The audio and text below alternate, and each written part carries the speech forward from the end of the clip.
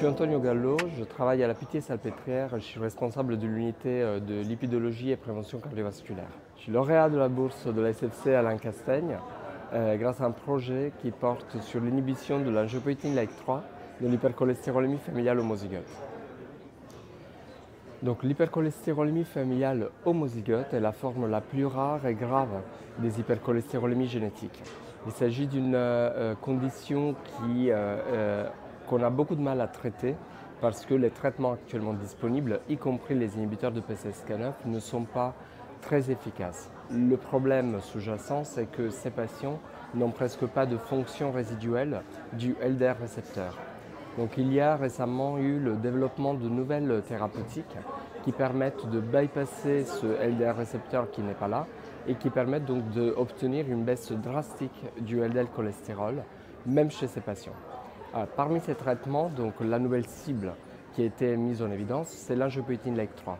Il s'agit d'une protéine qui va inhiber la lipoprotéine lipase. Donc on intervient sur le métabolisme des triglycérides et il s'agit donc d'un inhibiteur qui intervient à la fois sur la lipoprotéine lipase mais aussi sur la lipase endothéliale, donc sur le métabolisme des HDL.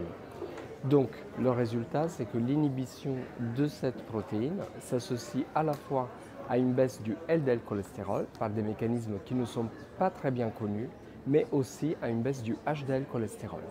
Donc on sait que le HDL cholestérol a un rôle important dans le transport inverse du cholestérol. Et donc l'idée, c'est d'essayer de comprendre si cette baisse du HDL cholestérol en termes de quantité se traduit aussi en une diminution de la fonction, des fonctionnalités de transport inverse du cholestérol de cette lipoprotéine. Une autre hypothèse est que la baisse du HDL cholestérol associée à ce traitement ne se traduit pas en une altération de la fonction du HDL, mais qu'au contraire, on puisse voir une amélioration de toutes les propriétés anti-inflammatoires et de transport inverse du cholestérol du HDL. Donc pour cela, on a prévu de réaliser des prises de sang sur des patients donc, atteints de cette maladie qui vont être donc recrutés de façon prospective. Ça va être un échantillon d'environ 20 patients. Et donc on aura des prises de sang qui seront faites à J0, donc avant le premier traitement, et à un mois de traitement, dans l'idée de voir quel va être justement l'effet, l'impact de ce traitement sur les différentes fonctions de l'HDL.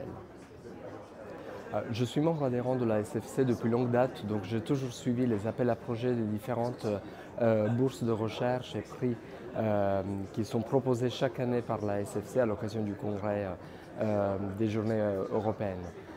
Cette fois-ci, j'ai vraiment décidé de postuler pour cette bourse dans l'idée de pouvoir valoriser les travaux qu'on est en train de mener, mais aussi pour avoir de l'aide pour les finaliser. Donc l'idée, c'est vraiment de pouvoir mettre en valeur tout le travail des équipes de recherche clinique et fondamentale qui sont dédiées à cette pathologie et qui travaillent sur cette thématique depuis des années.